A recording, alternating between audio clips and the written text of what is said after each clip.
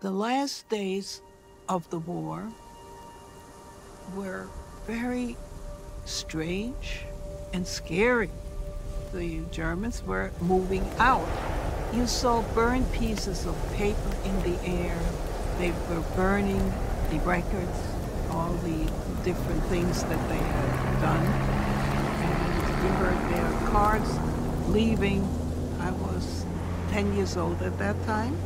I climbed one of the wooden walls to see what's going on, what's going on. I heard a tremendous explosion. They were throwing hand grenades. My father said, we must find shelter.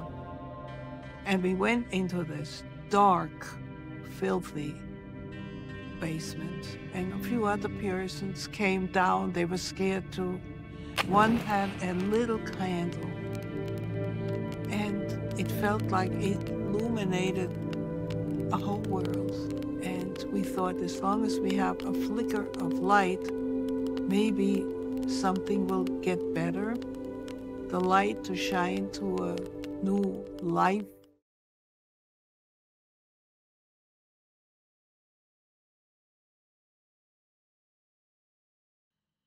Here, I keep many memories from my life. Please use your voice. Look around and ask me about what you see.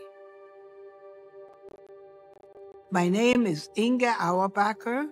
I look forward to our conversation and answering your questions. For now, let's begin at the beginning.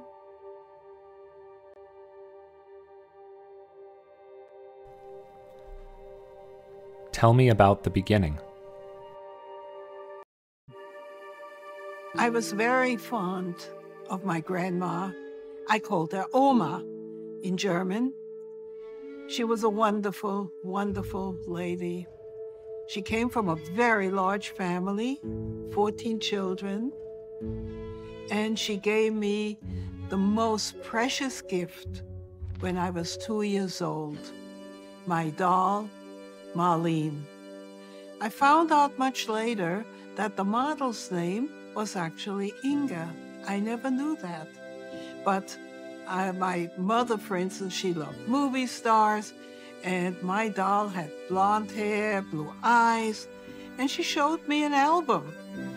And there was one lady who had these features, blonde hair, blue eyes. I said, Mommy, who's that lady?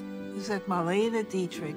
So for the rest of my life, my doll was called Marlene.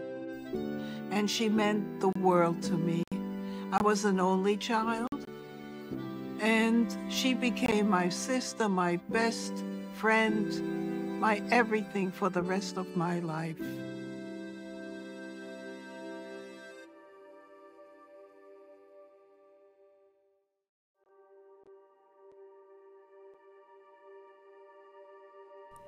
Tell me about your terrible journey.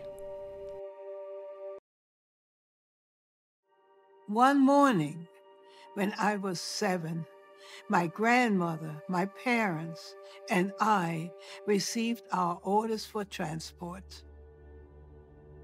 I was now number 13-1-408, a person without any citizenship.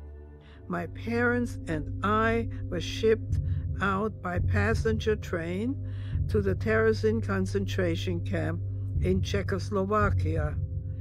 Terezin was an old military town, sealed off from the outside world, surrounded by deep water trenches, high brick walls, wooden fences, and barbed wire, patrolled by Nazi guards. Freedom was so nearby. You could almost touch it. You could almost feel it, and yet so far away. There was absolutely almost no chance to get out.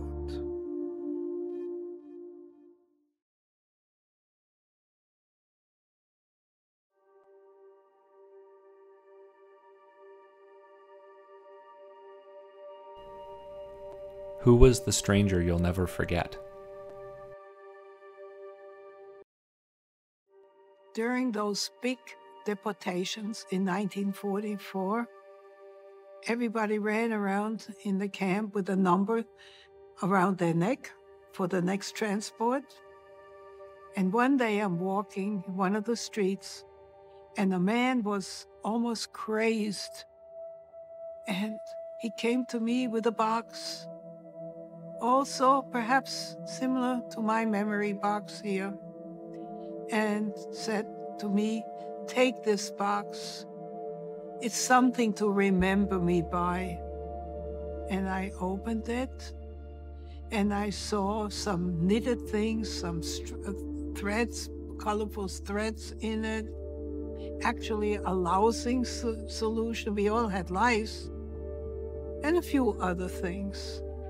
He wanted to be remembered. It was so important for him that he just wasn't here on this earth.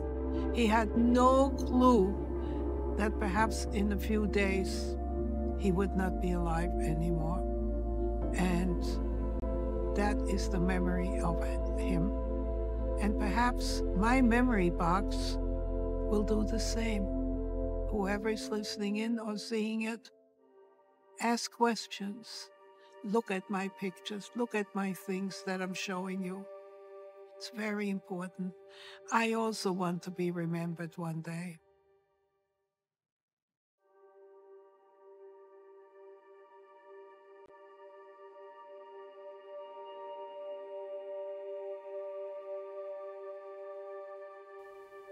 Tell me about the moment of liberation. Tell me about the moment of liberation. The last days of the war were very strange and scary. It was dark. And we prayed. I never prayed so hard in my life.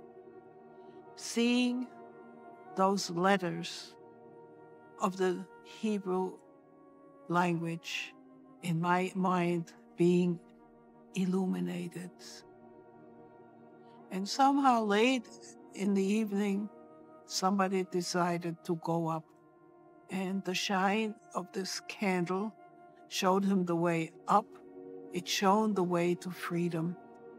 We were finally liberated from Terezin on May 8th, 1945 by the Soviet Army.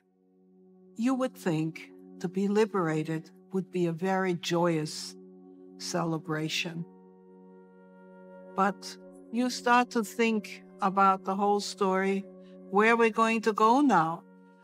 What are we going to do? Where are all our relatives? What's next?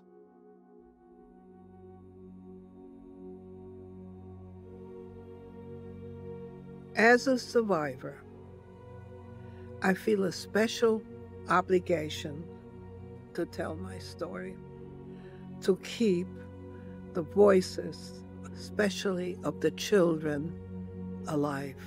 Because every person who hears it becomes an ambassador for those murdered people. I speak all over the world, all through Germany, all through America. My solution is we must live together and break the terrible stigma of genocide, hatred of one race against another. We are all God's children. And when you look up there, you can think of the memory of the yellow star. But I turned this symbol into something different, that all people in the world are stars. Each one has something special to give to the world. And when I go to a school, at the end, the children learn to say, "I am a star, and so am I."